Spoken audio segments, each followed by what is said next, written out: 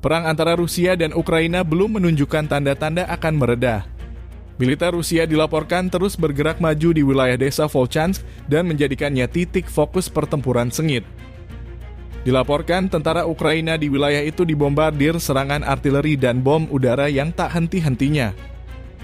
Seperti rekaman yang beredar di Telegram pada Selasa 16 Juli ini. Pasukan Rusia meluncurkan bom ke posisi tentara Ukraina hingga mengakibatkan ledakan dahsyat dan asap hitam yang membumbung tinggi.